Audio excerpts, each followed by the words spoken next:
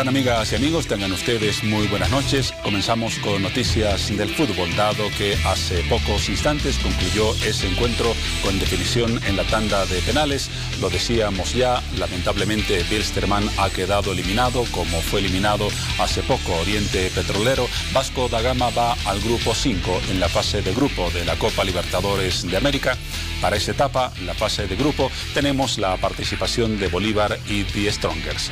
Participación que comenzará en algunas semanas en ese torneo continental. Con esta introducción, desde luego saludo a todos ustedes y también a mi compañera Paola Sánchez. Bueno, ¿cómo estás, Juan Pablo? Muy buenas noches, bienvenidos a todos. Estamos en este miércoles 21 de febrero, mitad de semana, así que tenemos muchos temas por abordar en esta noche, así que estén atentos. También nos damos la bienvenida a Piti Garamendi en las redes sociales. Hola, Piti. ¿Cómo estás, Paola? Buenas noches. Redes sociales ya está lista para recepcionar todos los mensajes que nos pueden estar ya enviando tanto a nuestra página de Facebook como a nuestra línea de WhatsApp. Buenas noches, Juan Pablo. Un saludo muy cordial, Piti. Esos son los temas. Hemos adelantado a algunos de los que trataremos en esta jornada. Pero desde luego el principal tendrá que ver con lo que ha sucedido hoy en todo el país. Los movimientos sociales y el MAS ya no son los únicos actores que promueven movilizaciones populares y que son protagonistas de ellas. En esta jornada se ha evidenciado que organizaciones ciudadanas, organizaciones académicas y distintas instancias de la sociedad son también capaces de una organización colectiva y de una movilización masiva como la que se ha registrado en las 9 capitales departamentales del país. Movilizaciones que apuntaron a un objetivo: la demanda de respeto a los resultados del 21F, aquel referéndum que se realizó hace exactamente 2 años en el país. Entonces, el país vive un momento de equilibrio. Hubo también manifestaciones a favor de la postulación del presidente Evo Morales en las próximas elecciones, pero también movilizaciones populares. Algunos hablan de polarización, otros de división marcada. Analizaremos este panorama y lo haremos con el canciller del Estado Plurinacional, Fernando Guanacuni, que se encuentra ya en los estudios de Hora 23 y de Bolivisión. Unos instantes e iremos con ese... Otro de los temas importantes de Hora 23, se acerca el 23 de marzo, una fecha muy simbólica para el país por nuestra reivindicación marítima. Pocos días antes, el 19, se iniciará la fase de alegatos en el Tribunal Internacional de La Haya por la demanda presentada por nuestro país para obtener una salida útil al Océano Pacífico. Y en este contexto, el Ejército del país prepara varias actividades a propósito de lo que serán esas fechas importantes, principalmente el 23 de marzo. Hablaremos con representantes del ejército boliviano para conocer ese cronograma de actividades y la perspectiva con la cual se enfocará ese acontecimiento el 23 de marzo de 2018 en nuestro país y en todas las capitales departamentales. Bueno, damos inicio a uno de los temas que les mencionábamos ya en el programa. Un análisis de lo que fue esta jornada 21 de febrero distinta a las demás. La Plaza San Francisco fue el punto de concentración de varios sectores sociales que brindaron apoyo al presidente Evo Morales.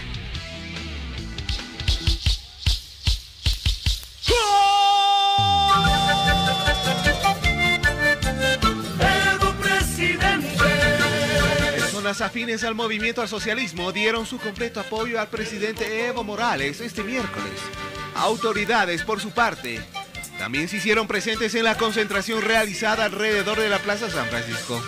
Estos 12 años son 12 años de triunfos, de victorias para la población, de muchos avances, pero sobre todo de soberanía y dignidad.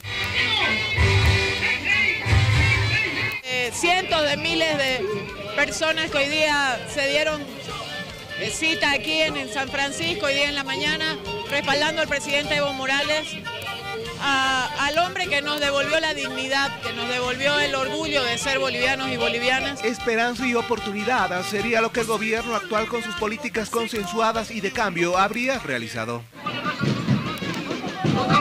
Cerca de 1 millón de personas han venido a esta fiesta, una fiesta democrática donde el pueblo le dice a Evo Morales: creemos en este proceso de cambio y la derecha no pasará. Este es el pueblo Este es el pueblo, este es el proceso de cambio, esta es la nueva etapa del Estado plurinacional. La república colonial, esa estructura colonial, terminó, no va a volver. Este es el producto de todo un esfuerzo. Hoy es una Bolivia digna.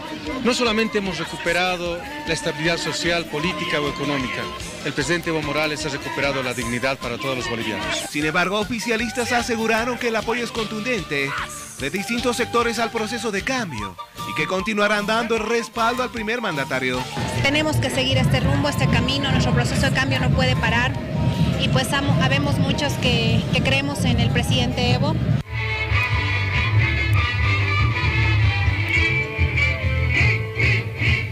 Creemos que es además una demostración de compromiso enorme de la gente más humilde, de la que hace 12 años no tenía futuro, de la que no tenía esperanza hacia adelante. Por otro lado, para la presidenta de la Cámara de Diputados, la pacificación siempre estará presente en filas del movimiento al socialismo. Estaciones pacíficas, alegres, con alegría, con la familia, con los hijos, contentos, como fue ayer en Santa Cruz, más de 100.000 personas, y la verdad nos da más energía para seguir trabajando.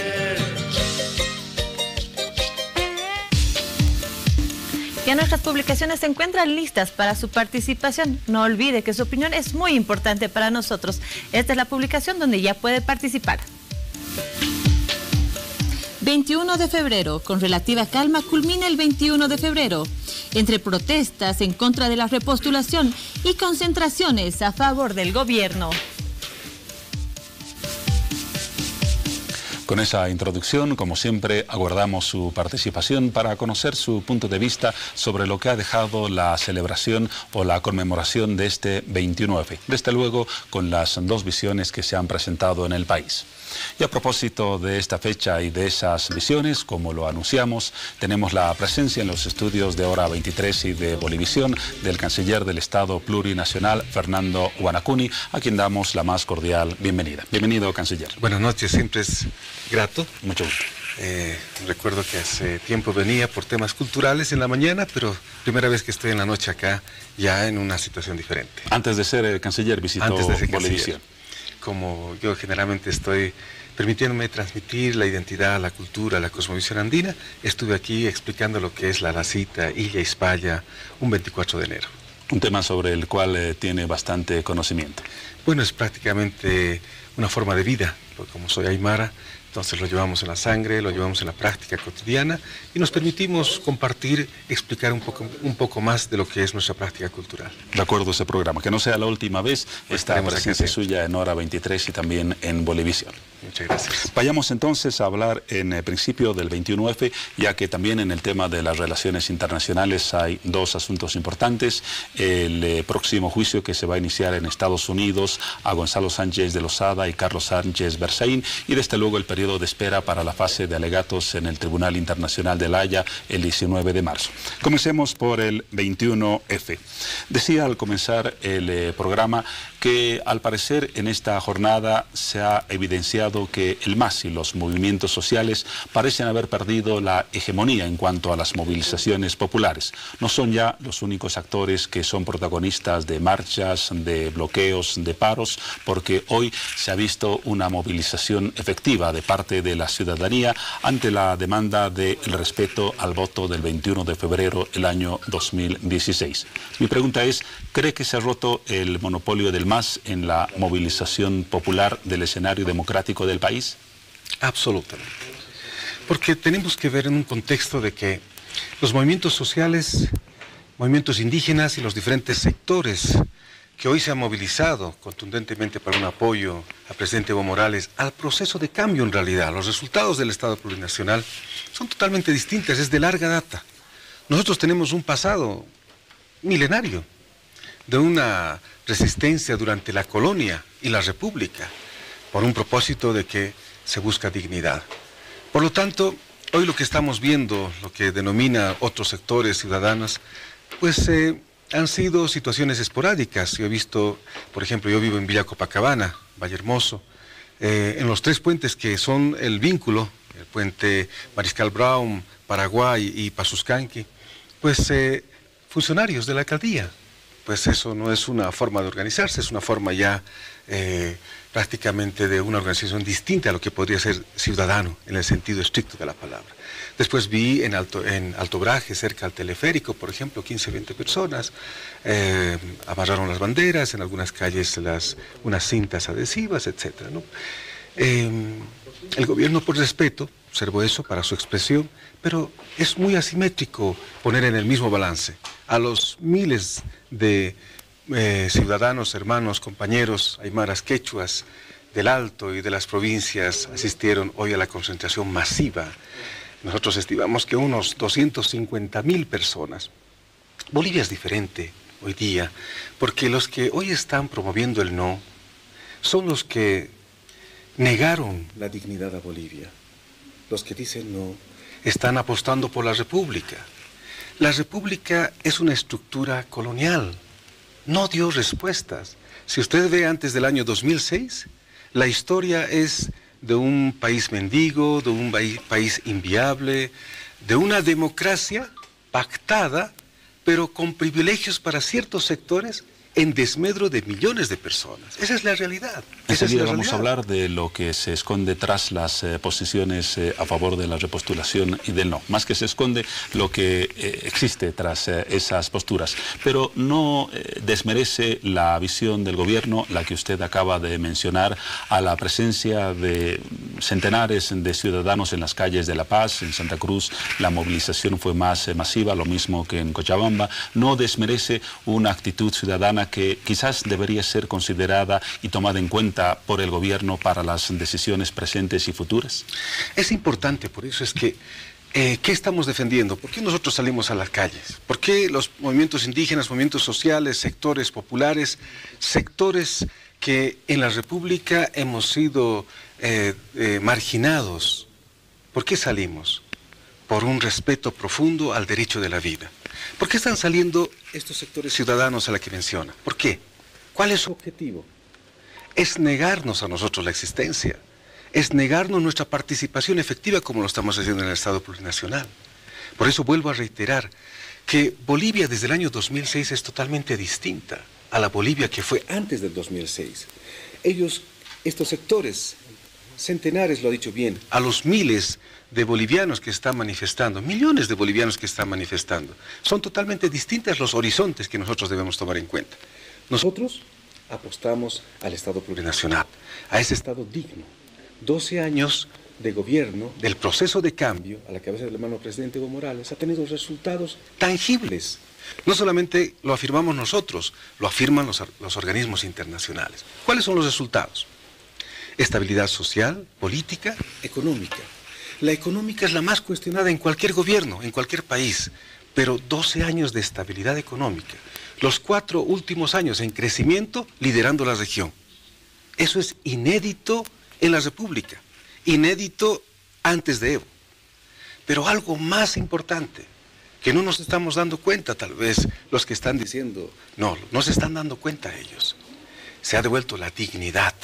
¿Recuerda?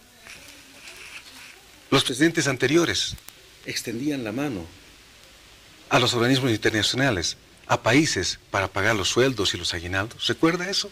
Una época pasada en el país. Usted y alguien dijo, decía, si me permite, para concluir, claro que sí.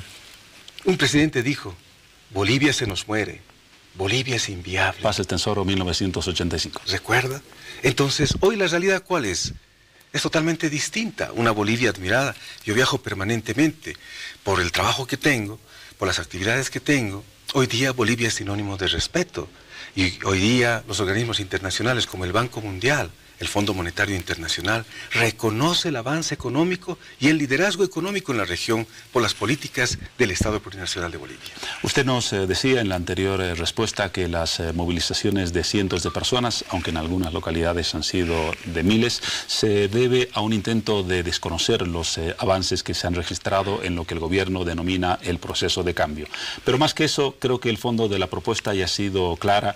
Hoy ha sido la exigencia para que se respete el resultado del 21 de febrero de 2016, que estableció un no como resultado mayoritario de ese referéndum. Es este el planteamiento central de la movilización de hoy, de acuerdo a sus organizadores. El planteamiento central es el horizonte, vuelvo a reiterar, porque uno lucha, por ejemplo, los movimientos sociales siempre hemos luchado por reivindicaciones sociales en un principio de justicia, de equidad, etc. El año 2005, cuando se heredó desde el periodo republicano Bolivia, más del 40% estaba sumida en la pobreza. De ese sector venimos nosotros, hermano. Quien habla viene de ese sector, sin casa, sin posibilidad de trabajo, millones de personas, casi la mitad de Bolivia. Hoy se ha reducido al 14%. Ese es el resultado a la que está negando a las personas que dicen no. Le está negando porque nunca le interesó ese sector. Esa es la Bolivia que quiere retornar, esa es la matriz, la estructura lógica que quiere retornar con la propuesta de los republicanos.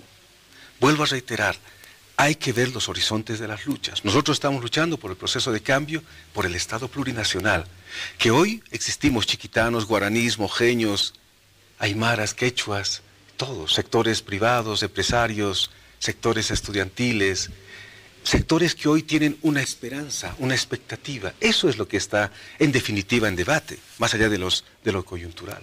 Muy bien, vamos a seguir conversando con el canciller del Estado plurinacional, pero antes, y va a ser un tema de comentario, vamos a observar esta nota en la que presentamos lo que fue el acto organizado por los sectores que demandan el respeto a los resultados del 21F, que tuvo estas características. ¡No, no, no! ¡No me da la gana vivir en dictadura como la venezolana! Promediaban las 17 horas en todo el país. Se podía observar gran cúmulo de gente en inmediaciones de la Universidad Mayor de San Andrés en la ciudad de La Paz, con banderas de la tricolor boliviana en mano y con mensajes que hacían alusión a que se respetara el voto del 21 de febrero. Efectivamente, nosotros los profesionales de salud estamos al lado de nuestro pueblo, hoy día defendiendo el voto del 21 de febrero del 2016 y pues vamos a estar siempre al lado de nuestro pueblo porque queremos el respeto a este voto que ha dicho no a las elecciones. Una tarima instalada en el lugar fue el punto donde diferentes personalidades le dijeron no a la repostulación. Uno de ellos, el rector Waldo Albarracín. ¡No se escucha! ¿Qué le dijo al gobierno? ¡No! Una vez más, ¿qué le dijo al gobierno? ¡No! Por tanto, ¿quién es el verdadero soberano en democracia? ¡El pueblo! ¿Quién es el verdadero soberano en democracia? Por tanto, ¿a quién debe obedecer Evo Morales? ¿A quién debe obedecer el gobierno del MAS? ¡Al pueblo! Por consiguiente, ¿quién debe renunciar al intento obsesivo de perpetrarse en el poder? ¡El pueblo! Respeto, sobre todo a la Constitución y a los derechos humanos, eran algunos de los pedidos. Bueno, esta es una cita histórica que definitivamente marca un antes y un después.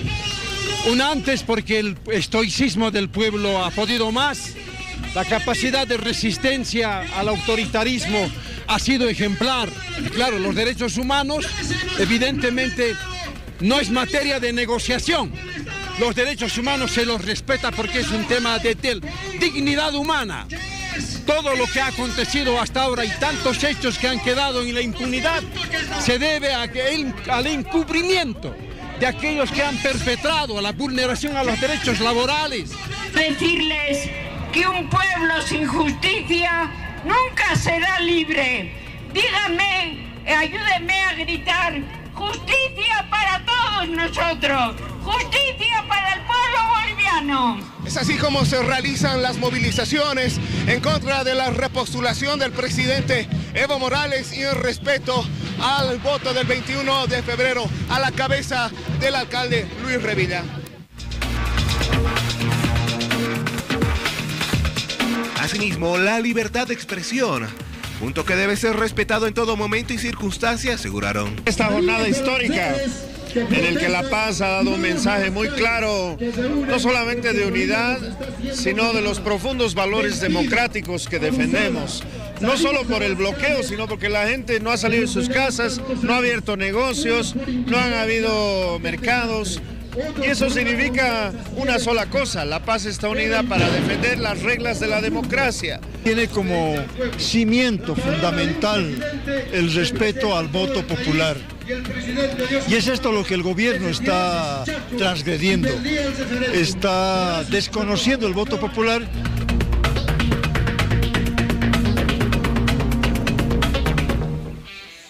La nota que acabamos de observar, señor canciller, tenía un poco relación con el último tema que abordábamos. Yo le preguntaba que el cuestionamiento fundamental de todo este movimiento apunta a que se respete el voto del 21 de febrero del 2016.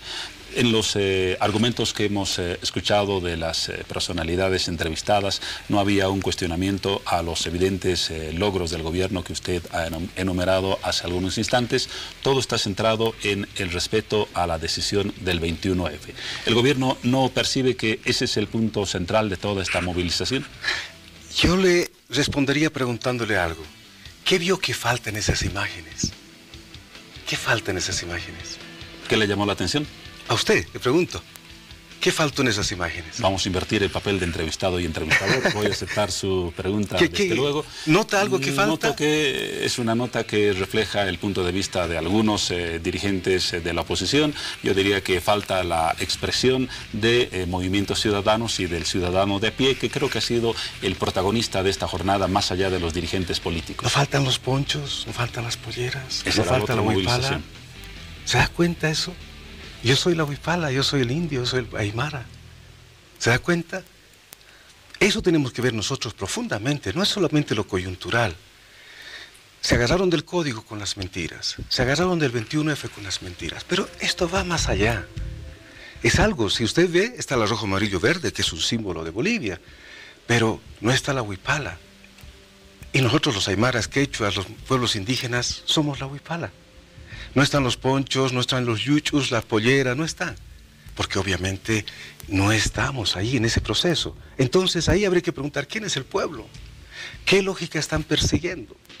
¿Cuál es la perspectiva de país que tienen? Entonces yo creo que ahí está algo más grande, porque esto no es simplemente lo circunstancial.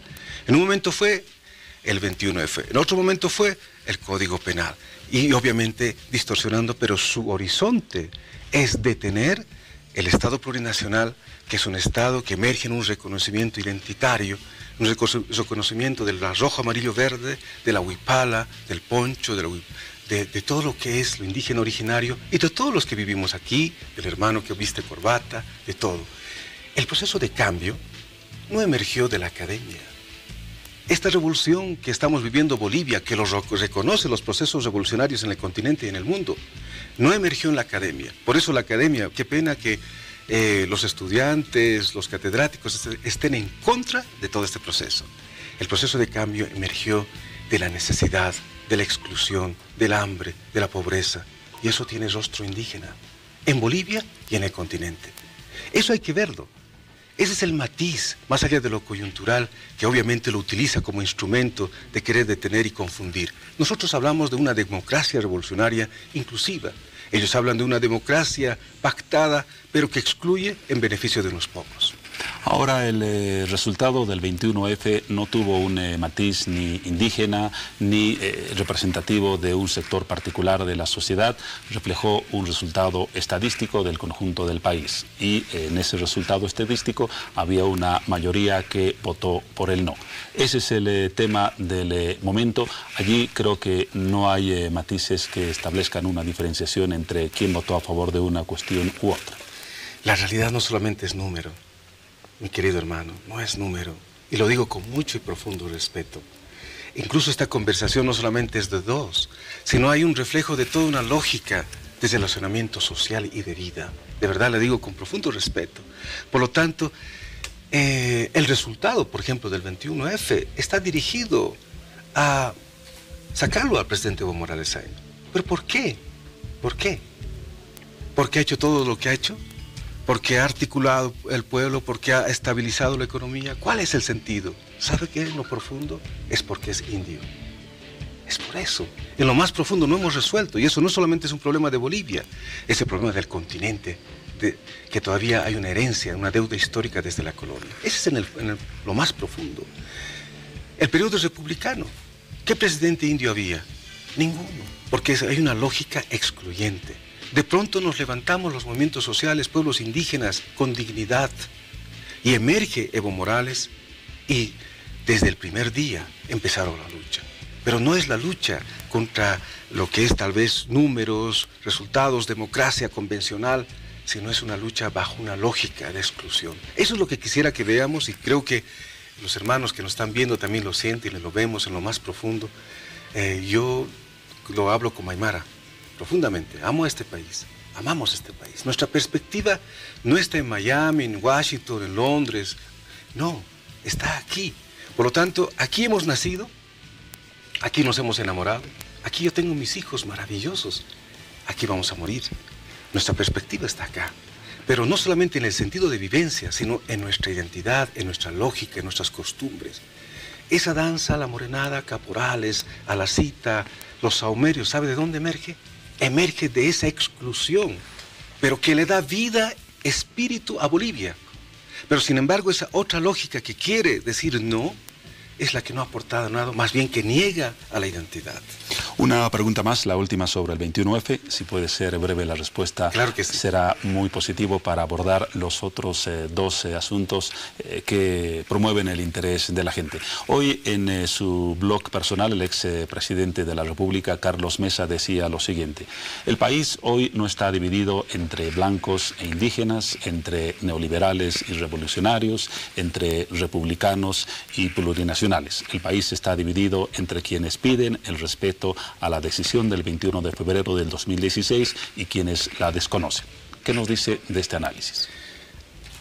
La Bolivia que yo veo es lo siguiente. Bolivianos que están luchando por una Bolivia digna, por un Estado plurinacional.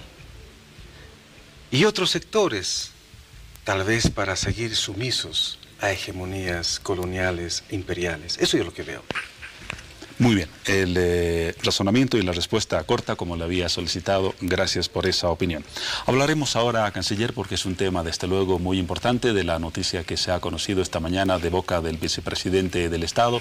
Se anuncia para el 5 de marzo el inicio en Estados Unidos de un juicio civil contra Gonzalo Sánchez de Lozada y Carlos Sánchez Berzaín. ¿Qué significa para el Estado boliviano un proceso con fecha y con día y hora de inicio contra estos dos personajes? Justicia. Varios hermanos en octubre del año 2003 fueron masacrados. Hermanos aymaras, mujeres, niños, jóvenes, que han sido masacrados por una lógica de seguir lineamientos imperiales. Pensaron que tal vez escapándose a Estados Unidos, no pensaron que tal vez iba a llegarle la justicia. Hoy esa noticia es una demostración que la justicia, más allá del espacio y del tiempo, llega. Y nosotros hemos celebrado, hemos aplaudido, porque este es el punto de inicio de una etapa también distinta en la parte jurídica, de seguir en los dos procesos que tenemos. Gonzalo Sánchez de Lozada, Sánchez Berzaín tienen dos procesos, uno penal acá en Bolivia, que tienen que responder por todos los delitos que han hecho acá, una masacre. Y lo otro, que está radicado en Estados Unidos, en derechos humanos, en resarcimiento. La que hoy se expresó es la que está radicado en Estados Unidos, pero nos da pie eso para pedir la extradición, porque es un indicio que sí hay delito, y eso nos da a lo que es el proceso penal que se está siguiendo en Bolivia. Justamente antes de hablar del tema de la extradición, este proceso, el que se va a inaugurar el 5 de marzo, tiene un fin. No busca llevar a la cárcel a Gonzalo Sánchez Lozada y a Carlos Sánchez Berzaín, sino busca que ellos paguen un resarcimiento económico hacia los impulsores de este proceso, que son un grupo de víctimas. ¿Es así? Es así. Pero como le digo, en los procesos jurídicos los argumentos tienen solidez. ¿De qué va a resarcir? Es porque hubo daño. Y si hubo daño, pues aquí el proceso penal tiene justificación. Por lo tanto, el pedido de extradición se va a promover. Exactamente, a eso apuntaba también la anterior pregunta, luego de esa aclaración. ¿De qué manera este antecedente, el inicio de un juicio civil en Estados Unidos contra Gonzalo Sánchez de Lozada y Carlos Sánchez Berzaín, puede facilitar el proceso de extradición de principalmente Gonzalo Sánchez de Lozada a Bolivia? Sabemos que el proceso está durmiendo el sueño de los justos en el Departamento de Estado de Estados Unidos. ¿Puede cambiar algo este panorama y este letargo jurídico con este juicio civil? Absolutamente. Porque si bien el proceso civil es en los principios de los derechos humanos, la vulneración de los derechos humanos, nos está dando pie, porque si ha habido vulneración de los derechos humanos y se requiere resarcimiento, nos está dando pie porque el proceso penal está en argumentos jurídicos también sobre delitos. Se masacró aquí. Por lo tanto hay una deuda. Esa deuda es penal, civil, que tiene que responder. La civil ya está prosperando. Eso nos da pie a la penal, que nosotros vamos a seguir adelante porque en derecho de los principios más altos de justicia, nosotros tenemos que promover como Estado. Entonces, si comprendo bien, en caso de que el juicio civil tenga un fallo favorable hacia las víctimas, si Sánchez de Lozada y Carlos Sánchez Berzaín sean obligados a un resarcimiento económico, ese hecho reforzará los argumentos del Estado boliviano para solicitar con mayor respaldo una extradición a nuestro país. Así es, porque eso justamente hoy nos está dando pie. Muchos hermanos víctimas ya se han comunicado conmigo. Y obviamente, en principio de la justicia, hoy nos está dando pie para el otro proceso penal que es muy importante que está llevando acá en Bolivia. Debe retornar. Y para eso, el fundamento de lo que es la vuelta acá, tiene el fundamento también del proceso civil que está vinculado absolutamente. ¿Qué ha hecho el Estado boliviano en los últimos tiempos a propósito de esta demanda de extradición? ¿Se ha agregado documentación o simplemente se está esperando la decisión del Departamento de Estado de Estados Unidos? Nosotros hemos planteado siempre en las relaciones bilaterales que nosotros estamos abiertos con todos los países, pero en una relación de igual a igual, de hermano a hermano, de respeto, no de sumisión, que fue la característica del periodo republicano. Por lo tanto, esa es la matriz, la lógica del relacionamiento. En eso hemos ido avanzando, pero obviamente eso es de ambas partes. Bolivia siempre está abierta al diálogo, Bolivia siempre ha dado señales de una apertura, más aún, nosotros creemos en el multilateralismo. Nosotros creemos en el derecho fundamental del respeto absoluto entre países. Estados Unidos dice que las decisiones sobre la extradición y sobre lo que puede pasar en el área de la justicia se manejan con independencia de los criterios políticos. ¿El gobierno boliviano cree que esa es la lógica en la que se está manejando este tema en Estados Unidos, tanto en el Departamento de Estado como en el área de la justicia? Bueno, el criterio político no es ajeno, o sea, prácticamente nuestra postura, el lineamiento de Estados Unidos tiene un criterio político también, no solamente es netamente administrativo, tiene un lineamiento político absoluto y nadie aquí me va a negar que la hegemonía de Estados Unidos en el mundo y en el continente tiene un tinte, un color político. Y eso es absolutamente de vernos como un patio trasero a los países de Latinoamérica. Por lo tanto, en esto nosotros somos firmes, porque hay que mantener la dignidad, en la firmeza está la dignidad, de tener relaciones de igual a igual, sin sumisión. Se ha hablado de este tema y se ha demandado acciones al respecto al nuevo encargado de negocios de la Embajada de Estados Unidos en Bolivia.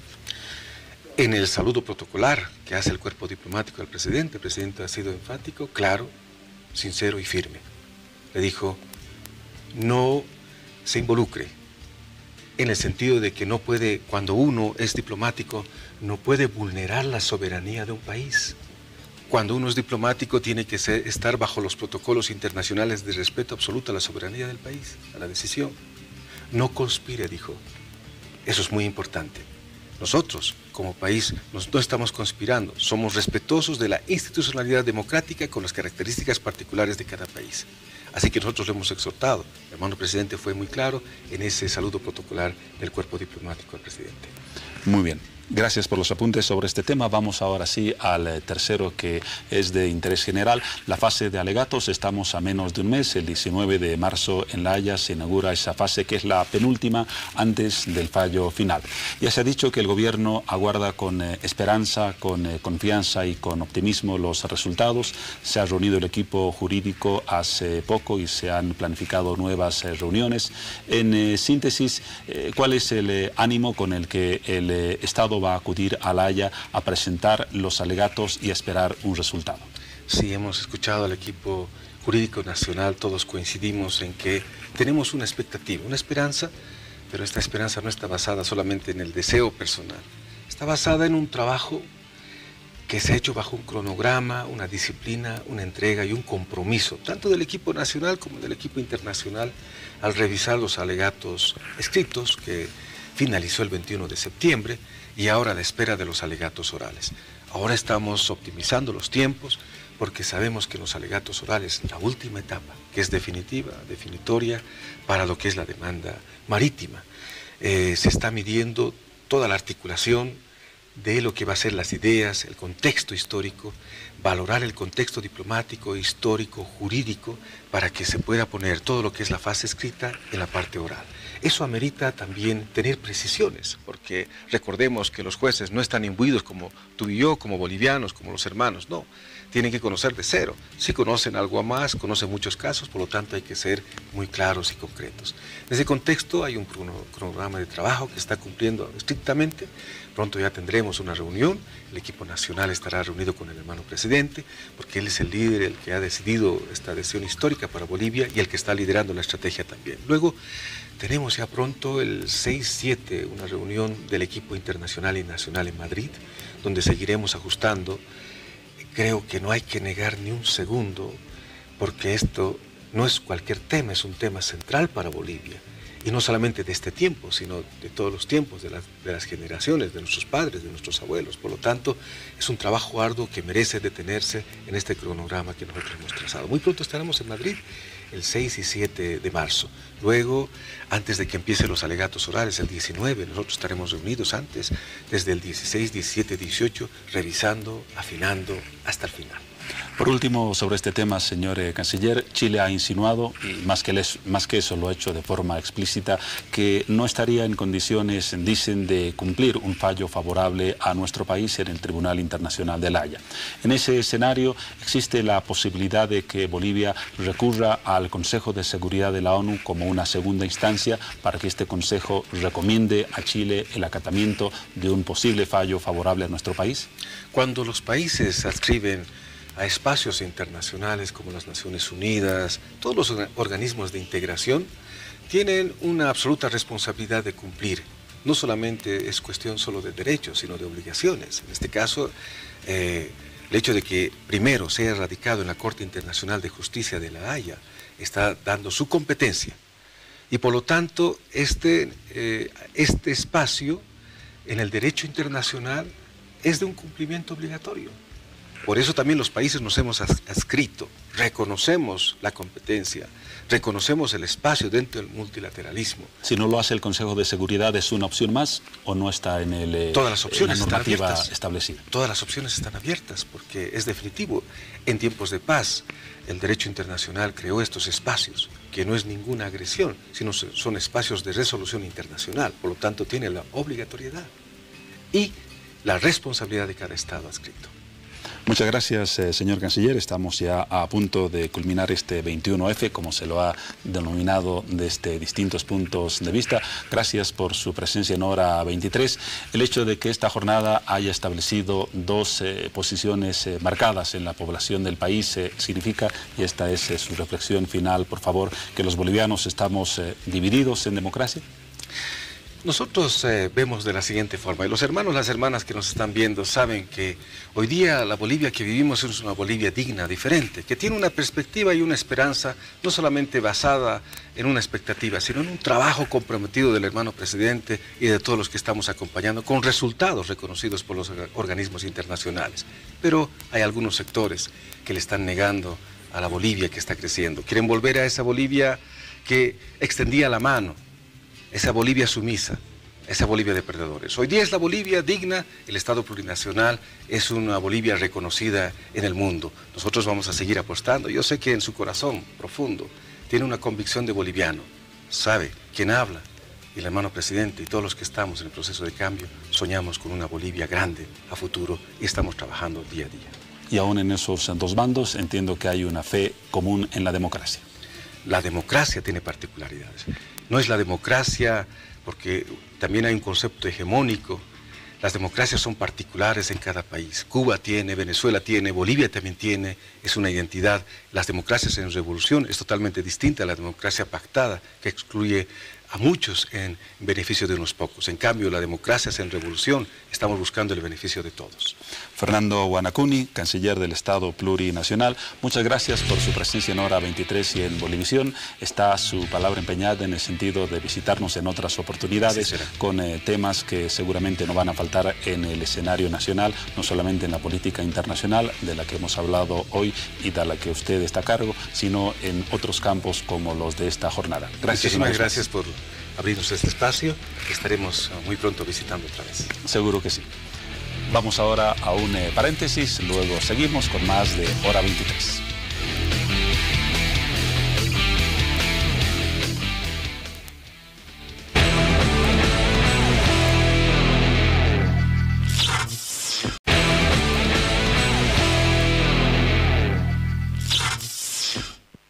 Mensajero, ¿me escuchas?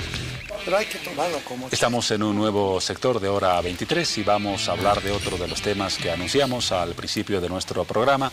Preparativos especiales a propósito de 12 meses importantes en la historia de nuestro país. Febrero y marzo, a propósito de lo que fue la usurpación chilena de nuestra salida al Océano Pacífico.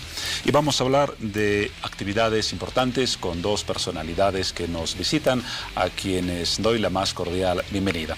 En principio, al general Edwin de la Fuente, excomandante de las Fuerzas Armadas, académico de la Academia de Historia Militar y además portavoz oficial de las Fuerzas Armadas en el tema marítimo. General, bienvenido a Bolivisión. En primer lugar, Juan Carlos, muchísimas gracias por la invitación. Quisiera aclarar que soy portavoz del Ejército. Del Ejército. Del Ejército. Muy bien. ¿No es cierto? Y agradecer la cobertura y, lógicamente, agradecer al nombre del Ejército por esta oportunidad que consigamos muy importante. Porque lamentablemente en Bolivia desconocemos muchos hechos históricos que son relevantes y son muy importantes para crear ese colectivo, ¿no es cierto?, de conciencia marítima, de conciencia también de todo lo que nos ha pasado históricamente. Y enseguida vamos a hablar de dos de esos hechos importantes. No dejamos de dar las buenas noches y la bienvenida al coronel Jur Brechner Méndez. Él es director general de comunicación del Ejército Boliviano. Bienvenido. Muchísimas gracias, Juan Pablo. Traigo el saludo cordial del señor general de división, Carlos Calimán Romero, comandante general del Ejército, y a través de él, de todo el personal que compone esta institución. En este mes que celebramos prácticamente el mes de la reivindicación marítima, el Ejército se ha trazado algunos objetivos para sumarse al mismo, juntamente con su pueblo. Recordar algunos hechos históricos que son importantísimos, como decía mi general, que es necesario que lo recordemos. Enseguida le vamos a pedir justamente al general que nos dé los detalles de dos de esos eventos, pero usted nos podría adelantar de cuáles se trata y cuál es su significación histórica brevemente. Con mucho gusto. Hemos comenzado nosotros con estas actividades el día de ayer martes, con una rememoranza del hecho histórico que ha ocurrido en febrero de 1879, cuando el cónsul Granier redactó el mensaje de la invasión chilena a los puertos de Antofagasta.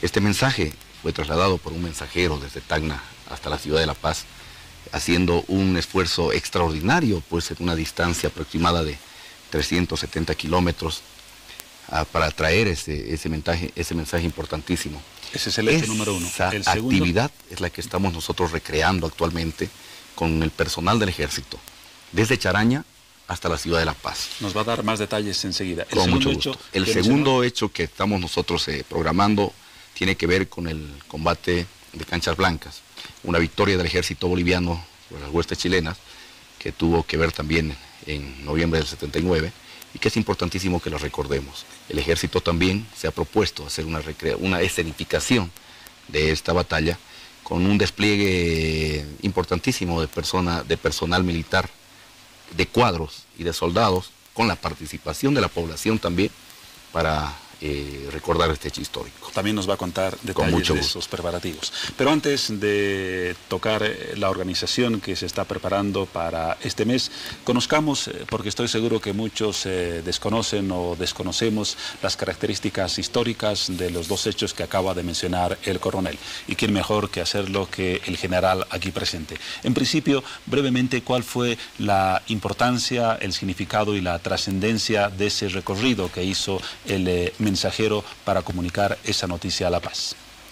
Yo quisiera, Juan Carlos, que me des un pequeño tiempo para crear un escenario histórico de lo que se ha producido, ¿no? Con este detalle de nuestro chasqui, nuestra estafeta, nuestro postillón, también se decía, ¿no es cierto? En el sentido de que el tema de la guerra del Pacífico tiene como un antecedente fundamental el hecho de los intereses que se jugaron internamente en el conflicto. Aquí hubo un complot, ¿no es cierto? Porque hay que resaltar también que el Ejército Nacional, hablando de Fuerzas Armadas, es el único que ha participado en todos los conflictos de guerra internos que ha tenido Bolivia, ¿no?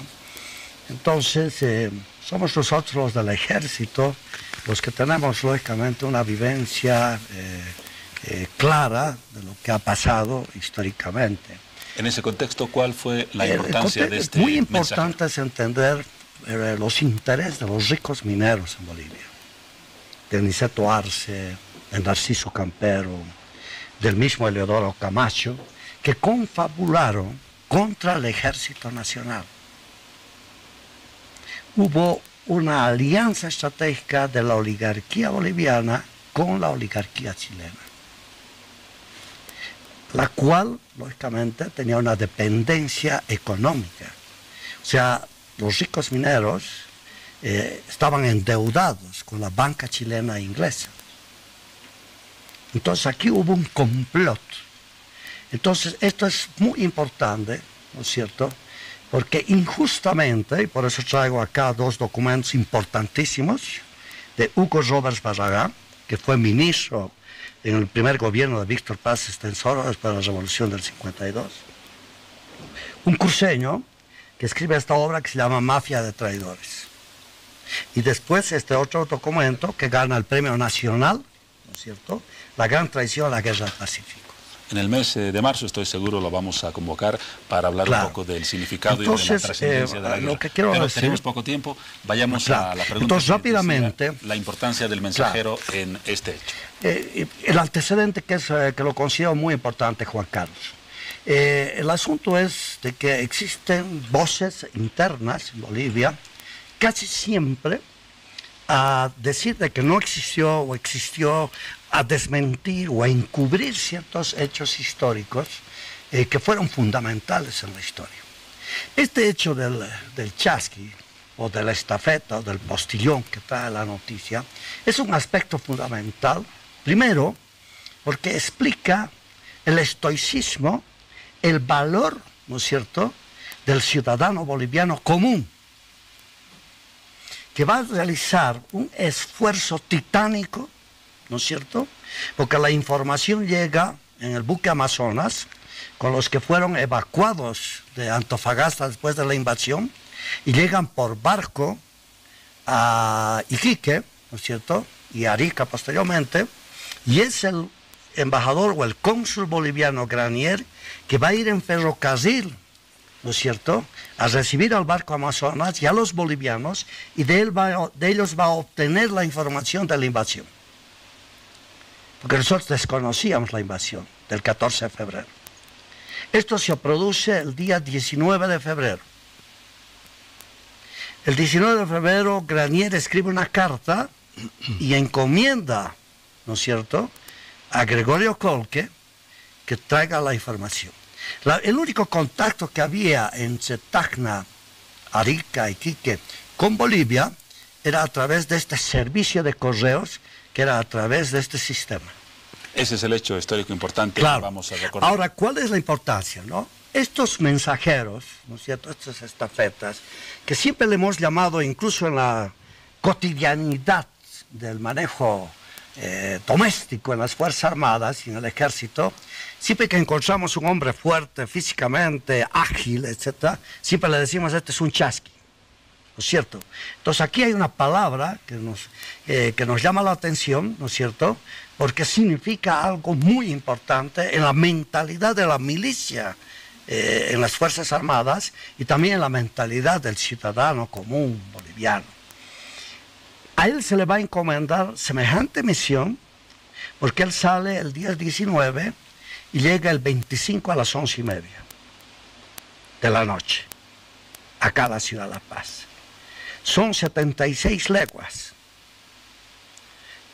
Seguramente, en el detalle del viaje, ¿no es cierto?, sabía la misión que estaba cumpliendo, sabía la importancia que tenía que traiga el mensaje.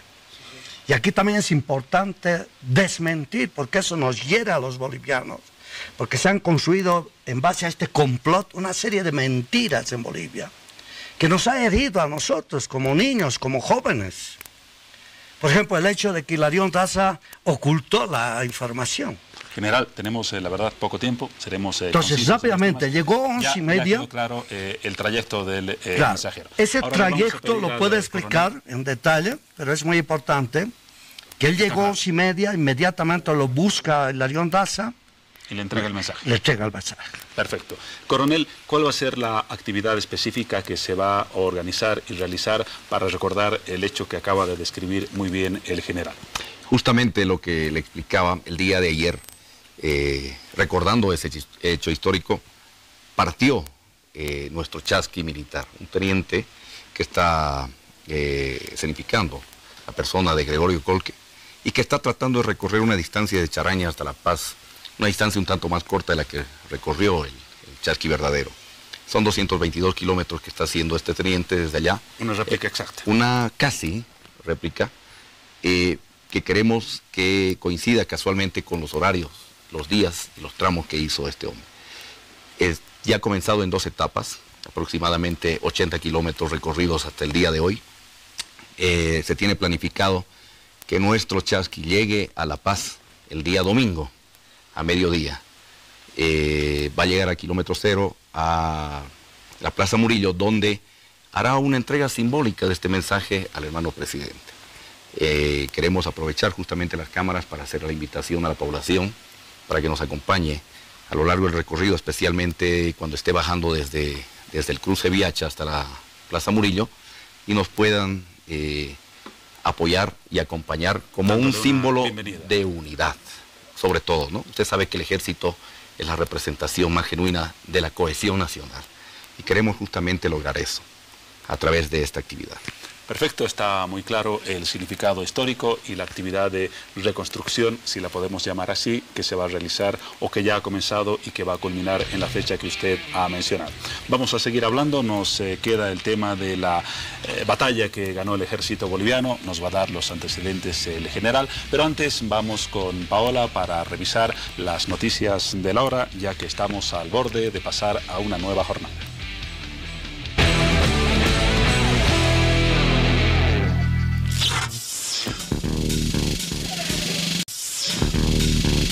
En este momento a conocer las noticias más destacadas de este miércoles 21 de febrero que acaba de finalizar.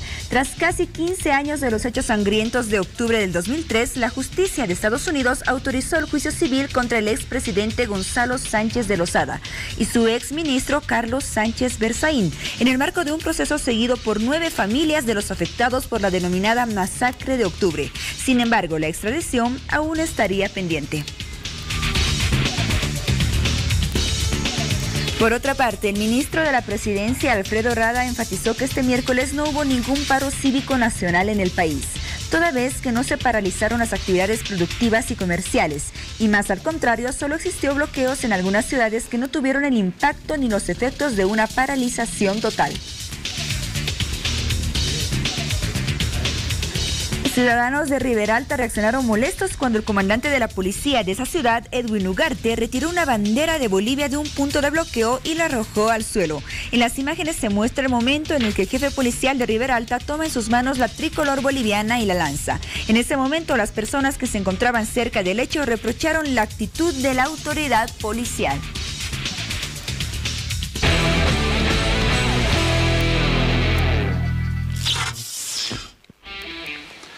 Continuamos con el tema que abordábamos en la entrevista antes del corte y de las noticias de la hora. Ya habíamos mencionado una actividad importante del Ejército Nacional a propósito del mes de febrero y también el de marzo, que tenía relación con la reconstrucción, por decirlo así, de ese histórico recorrido que hizo un mensajero para comunicar la noticia de la invasión chilena a nuestro territorio. Pero hubo otro capítulo importantísimo en la Guerra del Pacífico, una batalla, la denominada Batalla de Canchas Blancas, una de las dos únicas que ganó nuestro ejército en la Guerra del Pacífico. General, ¿cuál fue la característica principal de esa batalla? ¿Por qué el valor de esa victoria boliviana en la Guerra del Pacífico?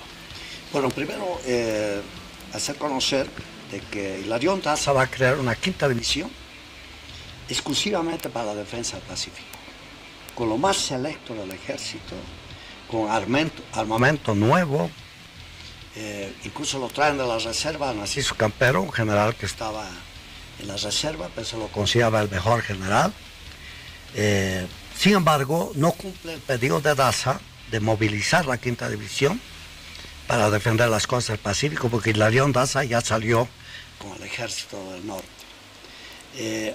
A presión de dos coroneles, que eran miembros de su Estado Mayor, que le exigían a Narciso Campero movilizar y por lo menos hacer algo. Le decía, Hilarión Daza ya se movió. Entonces ahí es que a presión de ellos, Narciso Campero ordena que salgan dos destacamentos. Uno al mando del coronel Carrasco, Rufino Carrasco, y otro al mando del coronel Ayoroa. Van a salir los dos destacamentos, ¿no es cierto?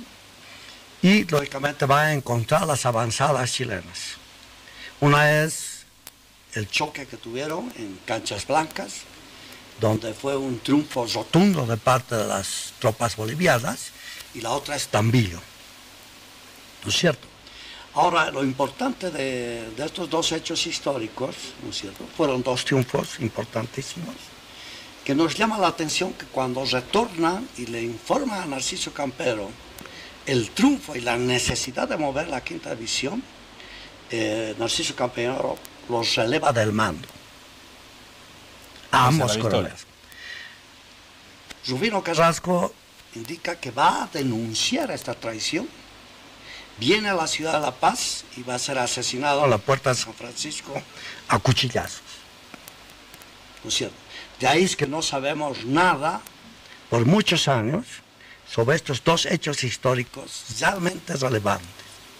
Porque cuando tuvo la oportunidad de participar al ejército, tuvimos hechos de esas connotaciones.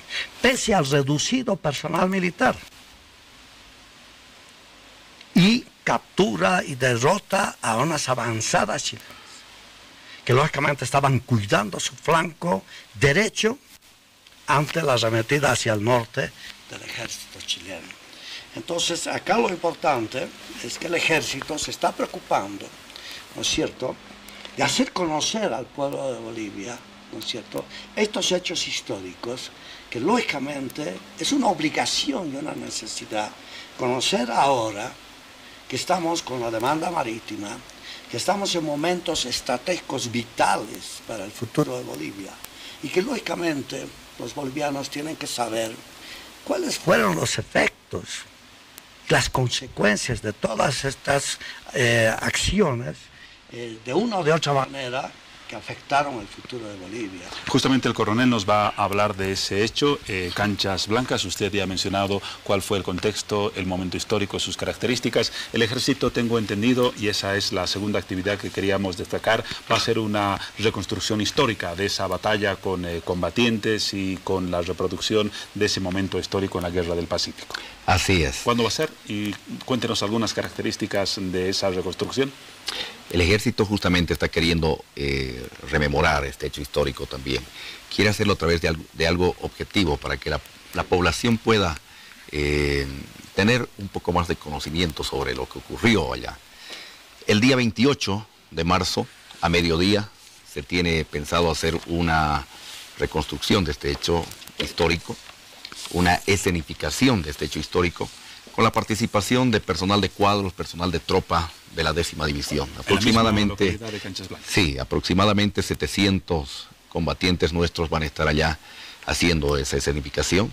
en el mismo lugar, en Canchas Blancas, aproximadamente unos 35 kilómetros de la localidad de San Cristóbal. Potosí. Así es, por lo que también queremos invitar a la población pues que pueda asistir a ese lugar, de ser posible.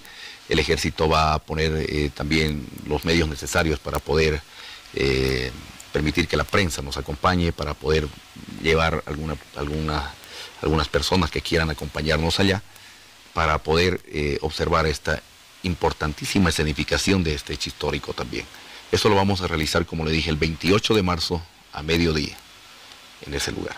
Dos fechas importantes que serán rememoradas también de forma trascendente por el ejército boliviano.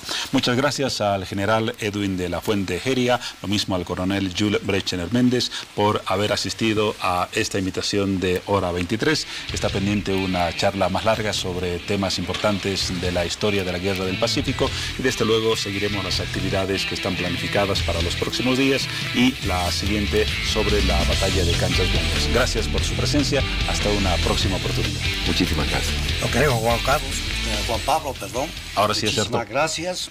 Simplemente decirte que sobre Colque hay sustentos en los libros de Carlos Mesa, de Gastón Velasco, de Edgar Oblitas.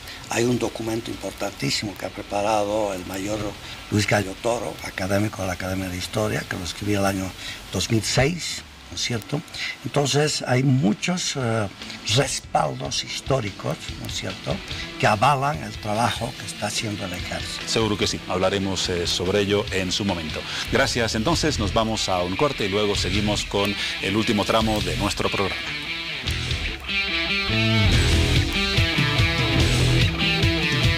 Adiós, Paola, gracias por compartir un programa más con todos nosotros. Que tengan un excelente descanso. Chao, Juan Pablo. Hasta dentro de algunas horas, con el mismo deseo, nos reencontramos más tarde. Gracias, como siempre, por su atención.